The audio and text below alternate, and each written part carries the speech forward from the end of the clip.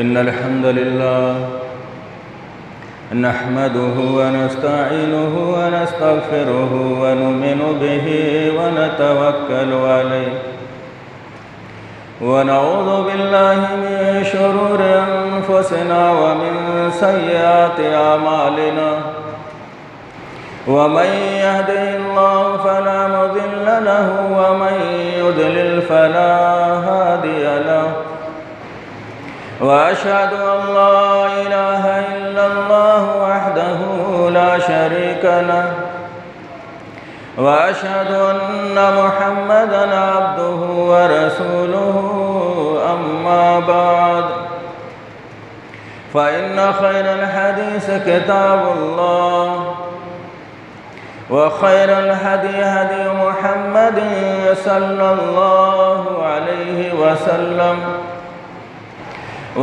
शर्रल उमूरि मुहदसातुहा व कुल्लु मुहदसतिन बिदअह व कुल्लु बिदअतिन ज़लालह व कुल्लु ज़लालतिन फिन्नार फ़अऊज़ु बिल्लाहि मिनश शैतानिर रजीम बिस्मिल्लाहिर रहमानिर रहीम या अय्युहल्लज़ीना आमनुत्तक़ुल्लाहा हक़्क़ तुक़ातिहि व ला तमूतुन्न इल्ला व अंतुम मुस्लिमून या अय्युहन्नासुत्तक़ू रब्बकुमुल्लज़ी खलक़कुम मिन नफ्सिन वाहिदा वख़लक़ मिनहा ज़ौजहा वबस्स मिनहुमा रिजालन कसीरन वनिसाअ वत्तक़ुल्लाह अल्लज़ी तसाअलून बिही वल अर्हाम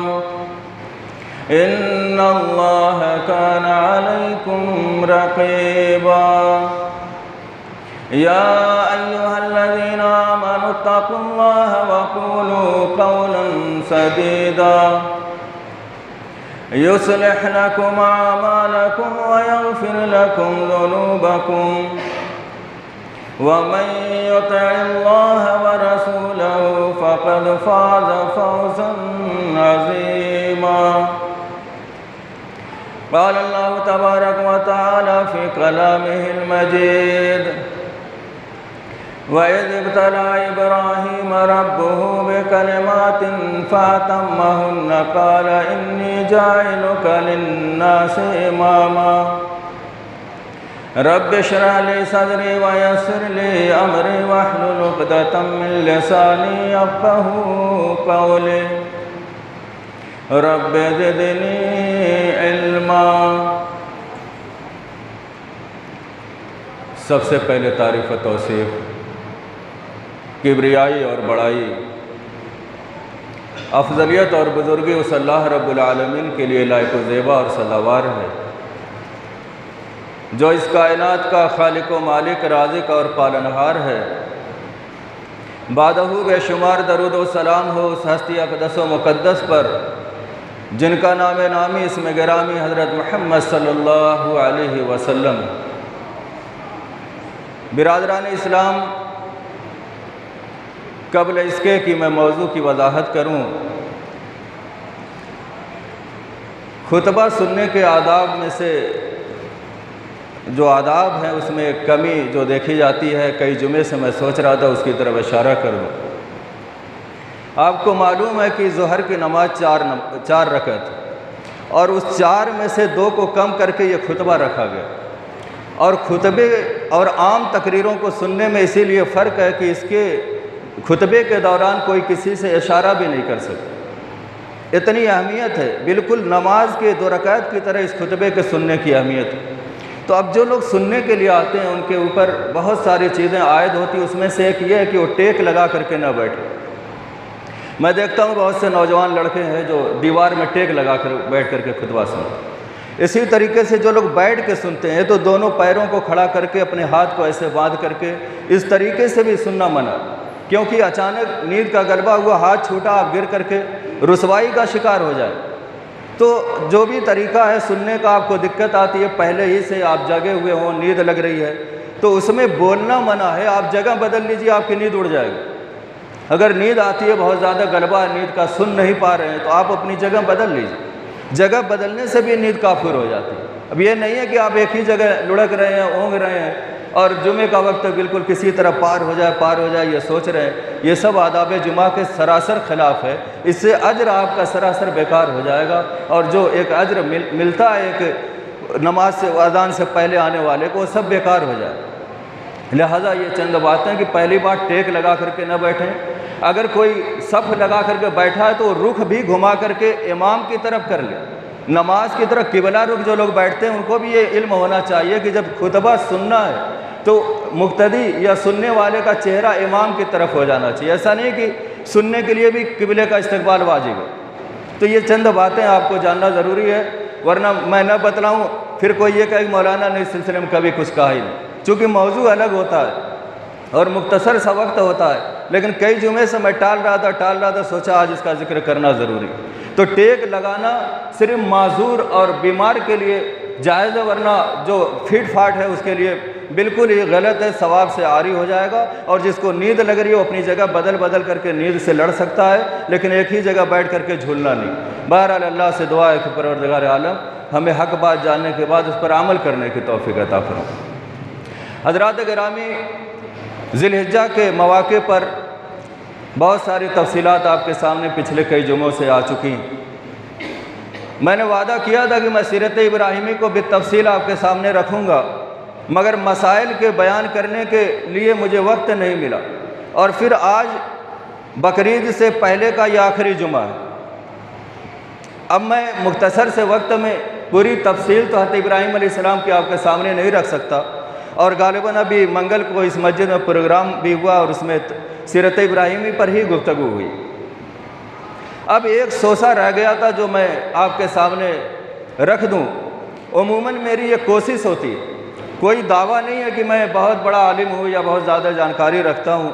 हर आलिम की अपनी एक अलग सूझबूझ होती है, मसाइल को अखज़ करने का एक अलग मलका होता है। मेरी अपनी जो कोशिश होती है, अगर आपने इन 2 सालों के अंदर परखा होगा जो मुस्तकिल मैं ख़िताब कर रहा हूँ, तो आपने देखा होगा कि मैं हर वाक़े को ला करके अपने ज़मीनी मसाइल से जोड़ने की कोशिश करता हूँ, और हर वाक़े से ये साबित करने की कोशिश करता हूँ कि हमारे लिए इसमें क्या सबक है।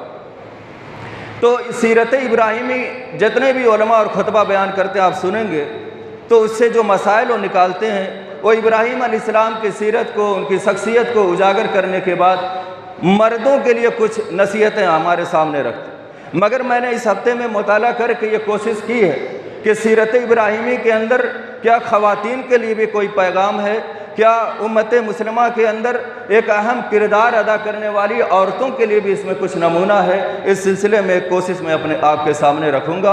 अल्लाह से दुआ है कि मुझे कमा हक़ कहूँ उसका हक़ अदा करने की तौफ़ीक़ अता फरमा। तो हज़रात गिरामी, इब्राहीम अलैहिस्सलाम की शख्सियत एक ऐसी शख्सियत है कि हर मज़हब का आदमी उनकी इज़्ज़त करता है, और आपको अल्लाह रब्बुल आलमीन ने खुल्लत के दर्जे पे फाइज किया। खुल्लत का दर्जा कि आपको अपना दोस्त बनाया, जबकि अल्लाह के बंदे हैं और बंदा मखलूक होता, और खालिक और मखलूक दोस्त कैसे हो सकते। मगर अल्लाह ने इब्राहीम अलैहिस्सलाम को दोस्त बनाया, इतना बड़ा मकाम और दर्जा उनको मिला। आज पूरी दुनिया के अंदर इब्राहीम अलैहिस्सलाम की मुखालफत में एक हर्फ बोलने के लिए किसी मज़हब का कोई आदमी तैयार नहीं है। बिल इत्तेफाक हर मज़हब का आदमी उनको बाबाए कौम और अबुल अंबिया और जदुल अंबिया के नाम से जानता है। मगर आपको हैरानी होगी कि किसी भी शख्स को जब कोई मकाम और रुतबा मिलता है तो वो शख्स तो लोगों की नज़रों में आ जाता है, लोग उसकी कमाल के गुण तो गाने लगते हैं, मगर इस मकाम तक पहुंचने के पीछे उसके बीवी बच्चों का क्या किरदार है, उसके अहले खाना का क्या किरदार है, इस पहलू पर भी सोचना बहुत ज़रूरी है। इससे पहले मैं आपको एक नुक्ते की तरफ ले चलूँ। हम और आप दरूद शरीफ पढ़ते हैं, और दुआओं में दरूद को जो मकाम हासिल है, ये वही मकाम है जो हज़रत इब्राहीम को नबियों के दरमियान हासिल। अब दरूद के एक अल्फाज मैं दोहरा दूँ ताकि बात को समझने में आसानी हो। अल्लाहुम्मा सल्लि अला मुहम्मद व अला आल मुहम्मद कमा सल्लैत अला इब्राहीम व अला आल इब्राहीम। अल्लाह तो मोहम्मद और आले मोहम्मद पर अपनी रहमत का नज़ुल फरमा, जैसा कि तूने इब्राहीम और आले इब्राहीम पर तूने रहमत का नज़ुल फरमाया। पूरा दरूद मैंने नहीं पढ़ा, एक नुक्ते की तरफ इशारा कर। अल्लाह तबारक व तआला ने अपने नबी हज़रत मोहम्मद सल्लल्लाहु अलैहि वसल्लम और आपके घराने वालों पर रहमत का नुज़ूल फरमाने के बाद ये कहा कि वैसे ही दुआ मांगो जैसे कि इब्राहीम और आले इब्राहीम पर तूने रहमत भेजी वैसे मेरे ऊपर भेज। इसका मतलब ये हुआ कि जैसे नबी का घराना मशहूर है, ऐसे गुज़श्ता और माजी ज़माने में, गुज़रे हुए ज़माने में इब्राहीम और अहले इब्राहीम अलैहिस्सलाम के घराने वालों को भी अल्लाह रब्बुल आलमीन ने वो मकाम दिया कि उनको एक मिसाली घराना बताया। इब्राहीम अलैहिस्सलातु व तस्लीम नमरूद के सताए हुए, अपनी कौम के सताए हुए, खुद अपने बाप आदर के सताए हुए और सारे हरबे अपनाने के बाद दलाइल पेश किया, अकली भी और नकली भी, मगर जब कोई भी आपकी बात पर लब्बैक कहने वाला नहीं हुआ, सिर्फ आपका भतीजा, बाज़ रिवायत के मुताबिक चचेरा भाई हते लूत अलैहिस्सलाम ने आपकी हाँ में हाँ मिलाया और आपकी बीवी हते सारा ने आपके ऊपर ईमान लाने का शर्फ हासिल किया। और नतीजा क्या हुआ, जब अपने ही घर में आप अजनबी हो गए, जब बाप ने पत्थरों से मारने की धमकी दी, जब कौम ने आग में फेंक दिया, मगर अल्लाह रब्बुल आलमीन ने उनको अपने भरोसे के तुफैल में उनको बचा लिया। हस्बी अल्लाह व नेमल वकील का विर्द करने की वजह से आग जो जलाने का काम करती है वो आपके ऊपर गुलजार बन जाती है। और फिर इस तरीके से मुख्तलिफ मसाइब को पार करने के बाद आपने हिजरत का फ़ैसला किया, आप रास्ते में निकले। आपकी बीवी हते सारा जो उस वक्त मोमिना थी वो आपके साथ निकली और दर बदर भटकते हुए आपका गुज़र मिस्र से हुआ। मिस्र के बादशाह का ये कानून था, अगर कोई औरत इधर से गुजरे, अगर औरत खूबसूरत हो तो एक रात मेरे हरम में उसको लाया जाए। और कानून ये था कि अगर उस औरत के साथ उसका सगा भाई हो तो फिर वो बादशाह उस औरत को छोड़ दिया करता था। एक भाई की गैरत बहन के ताल्लुक़ से जो होती है, तजर्बा मुझसे मुअम्मर लोग बैठे हुए हैं, चूँकि उलमा में से हम लोग हैं और किताबें पढ़ते हैं, 1400 साल पहले से लेकर के आने वाले औकात तक की बातें हम लोग किताबों के ज़रिए से मालूम करते हैं। एक भाई की गैरत बहन के ताल्लुक़ से जो होती है वो बाप की गैरत बेटी के ताल्लुक़ से जो होती है उससे कई गुना ज़्यादा होती है। एक भाई जो ताकत व क़ुव्वत में महल्ले में इतना मशहूर हो कि एक हाथ से कुंटलों की बोरियां फेंकने का दमखम रखता हो, जिसको अपनी ताकत पे इतना नाज हो, जब वो चले तो उसको ये एतमाद होता है कि मेरे हम पल्ला दो दो आ जाए तो मैं उनको गिराने के ऊपर कादिर हूँ। मगर जब उसी की बहन कोई गलत काम उठाती है और उसकी गैरत को ठेस पहुँचाती है तो कुंटलों की बोरियां फेंकने वाला भाई अपने बाजुओं की ताकत को बिल्कुल ख़त्म महसूस करता है, उसका तना हुआ सर ज़मीन की तरफ देखने पर मजबूर हो जाता है। ऐसी गैरत का पास व लिहाज करना आज की ख़वातीन के लिए बहुत ज़रूरी है। हज़रत इब्राहीम अलैहिस्सलाम को ये कानून मालूम था कि जब उसके साथ भाई हो तो बादशाह उस औरत को टच नहीं करता है। हज़रत इब्राहीम ने कहा, सारा जब बादशाह तुम्हें अपने पास बुलाए और पूछे कि तुम्हारा इससे क्या रिश्ता है तो तुम कहना कि ये मेरे भाई। हालांकि रिश्ता क्या था, मियाँ बीवी थे। हज़रत इब्राहीम हज़रत सारा के शौहर थे, मगर इब्राहीम अलैहिस्सलाम के बारे में आता है कि आपने ज़िंदगी में 3 बार झूठ बोला और एक नबी के शायान शान नहीं कि वो झूठ बोले। मुस्तकिल एक खुतबा है जो मैं किसी मौके पर इस पर तफसील से गुफ्तगू करूँगा। आज इशारा करके मुझे आगे गुजरना है। हज़रत सारा को बादशाह ने अपने हरकारों से बुलवाया। जब खलवत में हज़रत सारा पहुँची, इब्राहीम अलैहिस्सलाम ने वहीं ज़मीन पर अल्लाह रब्बुल आलमीन को याद किया और वस्तईनु बिस्सब्र वस्सलाह का एक फार्मूला जो अल्लाह ने दिया है कि जब भी मुसीबत की घड़ी में तुम हो तो अल्लाह रब्बुल आलमीन से नमाज और सब्र के ज़रिए मदद तलब करो। इब्राहीम अलैहिस्सलाम नमाज में महव हो गए, अल्लाह रब्बुल आलमीन को पुकारने लगे। मेरी इज़्ज़त व आबरू का मसला है, मेरी गैरत का मसला है, मेरी हमीयत का मसला है, मेरी वक़ार का मसला है। अल्लाह मेरी बीवी की इज़्ज़त व आबरू की हिफाजत करना। औरत भी मोमिना थी, पाकदामन थी, बादशाह के दरबार में पहुँची। जब औरत पाकदामन हो, उसकी नीयत साफ़ हो, कभी बुराई का अज़्म और वसवसा भी अपने दिल में न गुजरने दिया हो, बादशाह वक्त के सामने पहुँची। बादशाह ने पूछा कि ये आदमी तुम्हारा क्या लगता है? बतलाने के मुताबिक हज़रत सारा ने कहा मेरे भाई हैं। हालांकि ये झूठ था, मगर एक एतबार से उस वक्त रुए ज़मीन पर हज़रत सारा और हज़रत इब्राहीम के अलावा कोई मोमिन नहीं थे। ईमानी भाई एक दूसरे के भाई बहन थे ईमान के रिश्ते से, इस एतबार से ये झूठ नहीं थे। हज़रत सारा ने कहा कि मैंने हक बयानी कर दी। उसका बनाया हुआ कानून था कि अपने वसूल के तहत कि अगर उसका भाई साथ में हो तो छोड़ देता था। आज उसने अपना ही कानून छोड़ दिया, अपना ही कानून तोड़ दिया और उसने दस्त दराजी की कोशिश की। मगर हज़रत इब्राहीम अलैहिस्सलाम ने इधर अल्लाह रब्बुल आलमीन को याद किया था अपनी आबरू के लिए, तो अल्लाह ने उस जालिम बादशाह के हाथ को शल कर दिया। बढ़ता हुआ हाथ कपकपाने लगा और वो ज़मीन पर ढेर हो गया। फिर उसने खुद गुहार लगाई और कहा कि तुम दुआ करो कि मेरा हाथ सही हो जाए। और मुअर्रिखीन ने लिखा कि 3 बार उसने कोशिश की, 3 बार हज़रत सारा ने उसके लिए दुआ की, वो सही हुआ। मगर जब उसने समझ लिया, तीसरी बार के बाद उसने समझ लिया कि ये कोई आम औरत नहीं है, ये अल्लाह रब्बुल आलमीन की बड़ी मुकर्रब बंदी है, ये कोई ऐसी औरत है जिसके ऊपर कोई ऊपर की ताकत है। इसलिए उसने कहा कि मुझे माफ़ कर दो। और उसने अपनी बेटी को, एक बादशाह जिसकी बेटी को शहजादी कहा जाता है, जिसके ऊपर मक्खी को बैठने नहीं देता है, जिसके ऊपर वो इतना नाज करता है कि उसको ज़िंदगी के हर आसाइश देने के लिए तैयार होता है, क्योंकि मुआसरे वाले जाने कि ये बादशाह की बेटी है। मगर वही बादशाह जो हज़रत सारा की तरफ गलत नीयत से हाथ बढ़ाने का इरादा कर रहा था, अभी चंद सेकंड पहले और चंद मिनट के बाद जब उसने ये समझ लिया कि ये कोई आम औरत नहीं है, ये एक पाकदामन औरत है, ये एक अच्छे तबीयत और साफ़ दिल की औरत है, ये बुराई को पसंद नहीं करती है, उसने समझ लिया। और समझने के बाद जब वो कायल हो गया कि इसके ऊपर कोई ऐसी ताकत है जिससे पार पाना मुश्किल है, तो उसने अपनी शहजादी को, अपनी बेटी हज़रत हाजरा को, हज़रत सारा को गिफ्ट में दे और कहा ले जाओ इसको नौकरानी बनाकर। अपनी शहजादी को एक पाकदामन औरत के लिए नौकरानी बना करके दिया।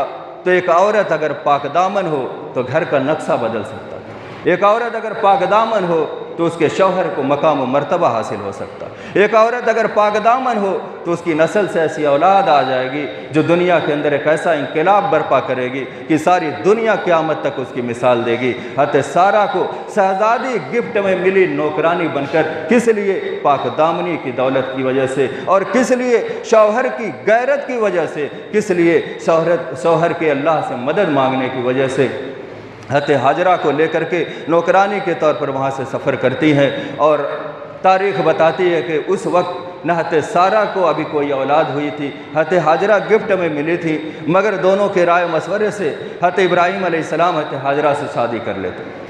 बहुत सारे लोगों ने ये लिखा कि हज़रत हाजरा उस बादशाह की लौंडी थी, मगर तहकीकी बात यह है और राजी बात यह कि हकीकत में उसकी बेटी थी, जो मैंने बयान किया। अब यहाँ पर एक औरत का किरदार मैंने आपके सामने रखा कि औरत का घर में पाकदामन होना कितना ज़रूरी है। दूसरी बात अब यही, हज़रत हाजरा जो बतौर नौकरानी इनको मिली और हज़रत इब्राहीम अलैहिस्सलाम ने इनसे अक़द भी कर ली।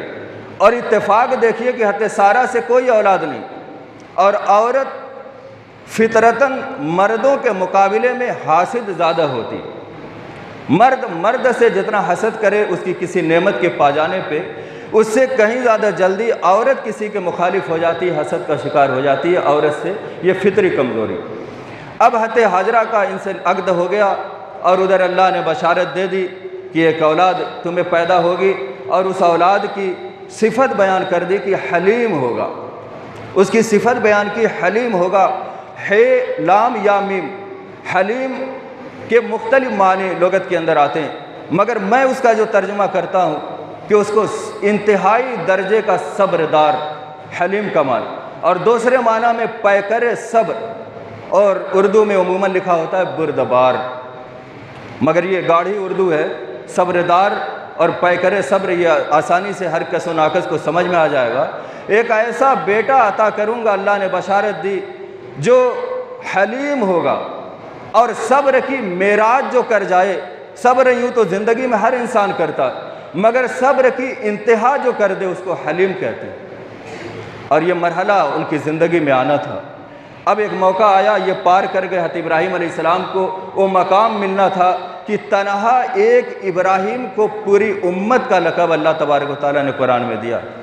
यानी उम्मत किसको कहते हैं? एक नबी के मानने वाले बेशुमार हों तो कहते हैं ये सब नबी के उम्मत, मगर खुद इब्राहीम अलैहिस्सलाम को ही अल्लाह ने उम्मत कह दिया, क्योंकि जो कारनामा आपने किया है वो किसी नबी की पूरी उम्मत मिलकर के नहीं कर सकती, जो तन्हा इब्राहीम ने कारनामा किया।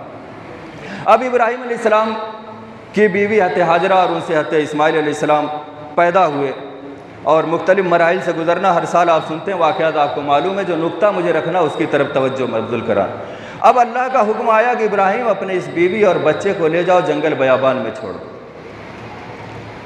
स्टेशन पे हम और आप नहीं छोड़ेंगे अपनी बीवी बच्चों। अगर प्लेटफार्म नंबर 3 पे हम लेकर के सफ़र कर रहे हैं और वहाँ पे हमको ये यकीन हो कि 10 मिनट के बाद ट्रेन आएगी, मैं जाऊँ बाहर से कुछ सामान खाने के लिए लाऊँ, दिल में एक धड़का लगा रहेगा, मैं जाऊँ कहीं ट्रेन ना आ जाए और कोई हादसा ना हो जाए। चंद मिनट के लिए किसी अजनबी माहौल में आप अपनी बीवी बच्चों को कभी ऐसा मरहला आए तो ज़रा आज़माना, ताकि इन वाक़यात की कदर व कीमत का पता चले। हज़रत इब्राहीम अलैहिस्सलाम को अल्लाह ने हुक्म दिया तो खलीलुल्लाह का ये खासा था, और आपको खलील अल्लाह ने बनाया इसीलिए था कि अल्लाह के हर हुक्म को अपनी मर्ज़ी पर तरजीह देना आपका पेशा बन गया था। आप अपनी चाहत को, अपनी मर्ज़ी को, अपनी ख्वाहिश को हर वक्त कुर्बान करने के लिए तैयार रहते थे कि अगर अल्लाह का हुक्म आ जाए तो मैं अपनी अजीज़ से अजीज़ तरीन चीज़ भी अल्लाह की राह में कुर्बान करने के लिए तैयार।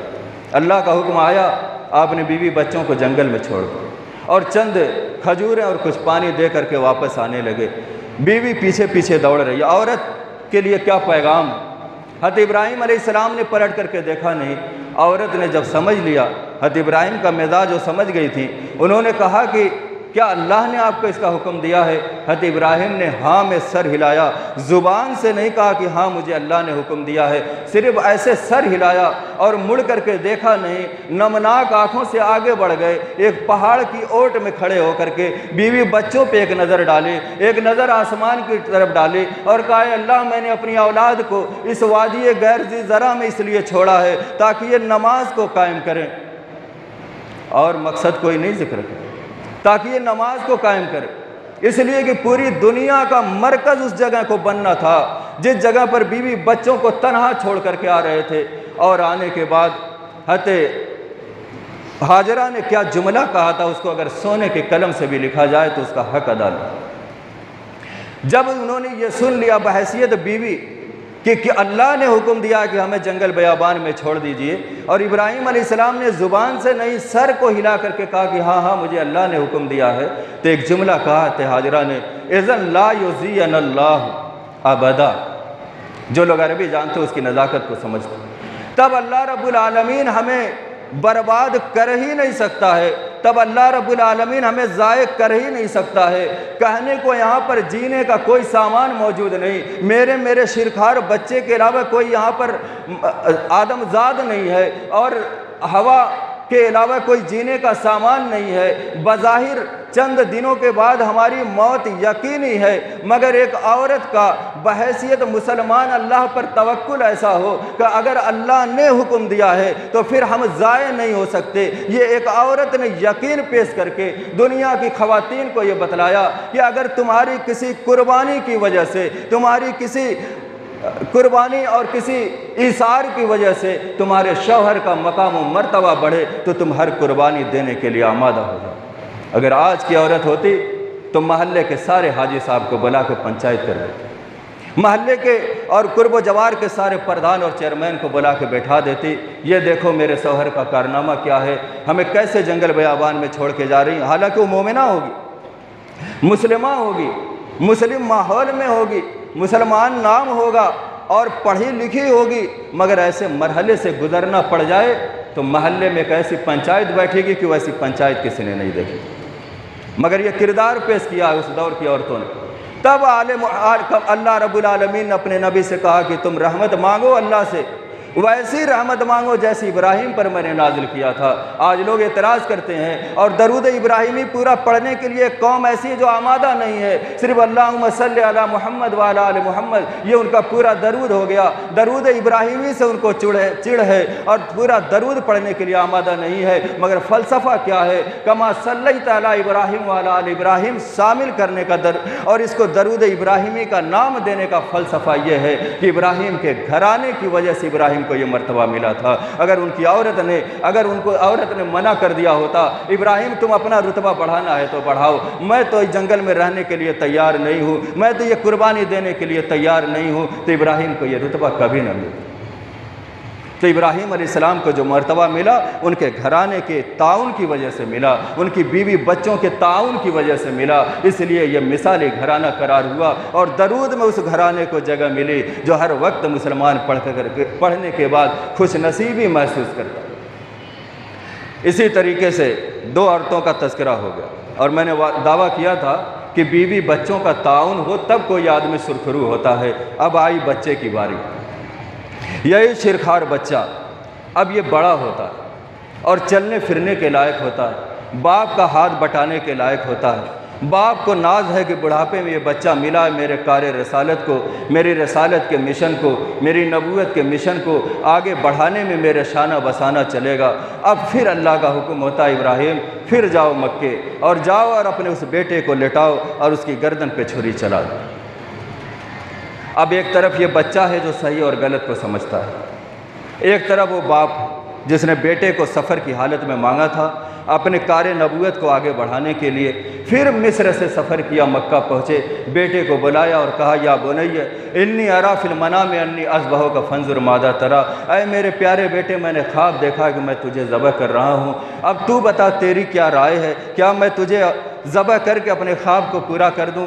तू बता तेरी क्या राय। अब हम में से जो बेटे के किरदार में अपनी ज़िंदगी गुजारते हैं वो इब्राहीम अलैहिस्सलाम से ये सीखे। किसी यूनिवर्सिटी में, किसी मदरसे में, किसी ट्यूशन गाह में उन्होंने कोई तालीम हासिल नहीं की है। माँ की तरबियत है, माँ ही उनका मदरसा है। माँ कौन सी जो शहज़ादी थी नौकरानी बन करके हत्ते सारा को गिफ्ट में मिली थी, उसी के बतन से ये पैदा है। बेटे ने एक जुमला कहा जो सोने के कलम से लिखा जाए तो कभी भी उसका हक अदा नहीं होगा, या बतिफ़ल मातूमर सतजदुनी इंशाअल्लाहु मिनस साबिरीन। ऐ मेरे अब्बा जान, आपको अल्लाह ने जो हुक्म दिया है उसको कर गुजरिए ताकि आपको मकाम खलीलुल्लाही अता हो जाए, आपको दुनिया का इमामत का दर्जा मिल जाए, आपको पूरी दुनिया का अबुल अंबिया का लक़ब मिल जाए, आपको लोग जदुल अंबिया कहने लगे।